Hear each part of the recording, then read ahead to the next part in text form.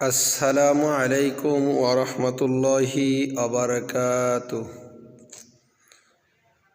আমি এখন একটি তামাকনি জাগরণী গাছি হাফেজ মোহাম্মদ আহসান হাবিব। আপনারা যে মসজিদটি দেখছেন সেই মসজিদটি হচ্ছে চরহরিপুর মধ্যপাড়া আহলে হাদিস কেন্দ্রীয় জামে মসজিদ এর ভিতরে রয়েছি।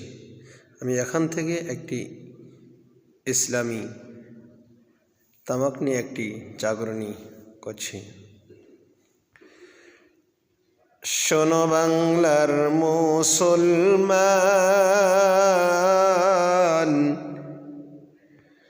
শোনো বাংলার মুসলমান, তামাক বিড়ি দিয়ে কেন করো সম্মান। শোনো বাংলার মুসলমান, তামাক বিড়ি দিয়ে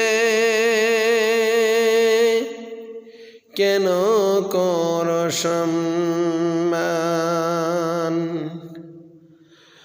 বলেছেন নবী, বলেছেন নবী, নিশের মস্তু সবই বিলকুল হারাম। শোনো বাংলার মুসলমান, তামাক বিড়ি দিয়ে কেন করো সম্মান। আত্মীয় স্বজন আসলে বাড়ি খাইতে নাই বেদা জরদা বিড়ি।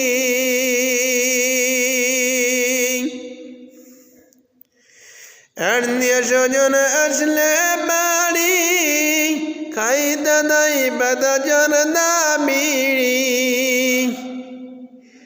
বিড়ি ছাড়া অন্য কিছু, তামাক ছাড়া অন্য কিছু ভালো লাগে না। শোনো বাংলার মুসলমান, তামাক বিড়ি দিয়ে কেন করো সম্মান। শোনো বাংলার মুসলমান, তামাক বিড়ি দিয়ে কেন করো সম্মান।